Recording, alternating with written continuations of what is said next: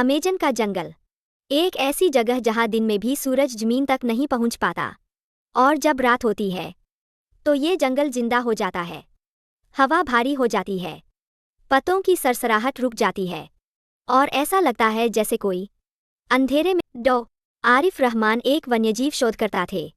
सांपों पर सालों से रिसर्च कर चुके थे, लेकिन अमेजन आने की असली वजह थी एक भयानक कहानी।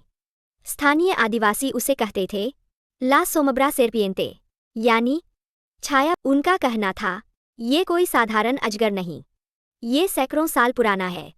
रात में शिकार करता है और इंसान को पूरा निगल जाता है बिना कोई निशान छोड़े।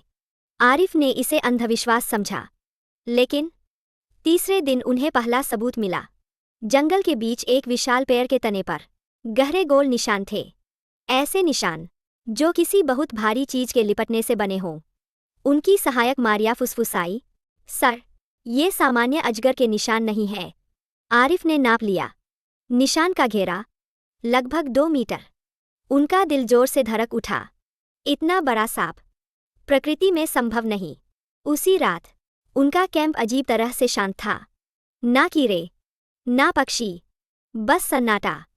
तभी एक आवाज आई, फुस फुस फुस।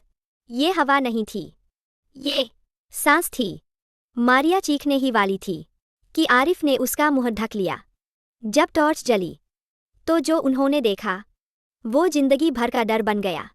झाड़ियों के बीच 2 विशाल आंखें चमक रही थीं, पीली, जलती हुई, जमीन से लगभग 5 फीट ऊपर। फिर झाड़ियां हिली।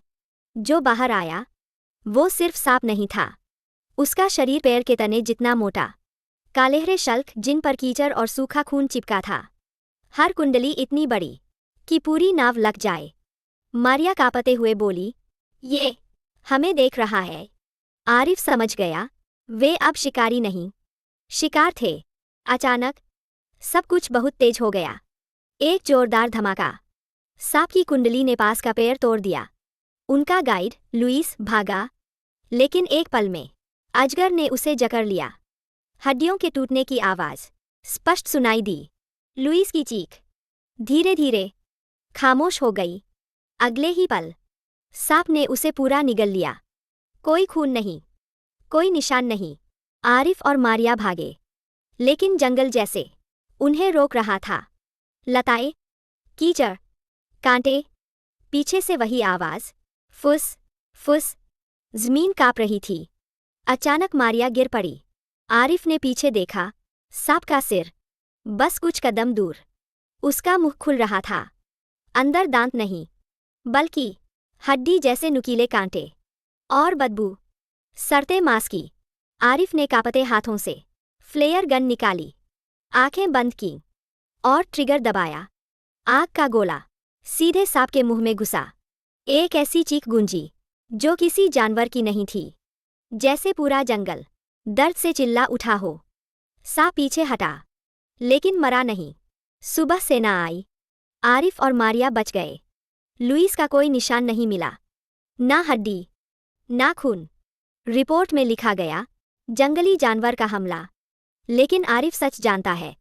आज भी रात को वह अचानक जाग जाता है, क्योंकि उसे सुनाई देता है फुस फुस फुस। और खिड़की के बाहर एक विशाल परछाई धीरे धीरे सरक जाती है। अमेजन अब भी जिंदा है, और उसके अंधेरे में वो अजगर अब भी भूखा है।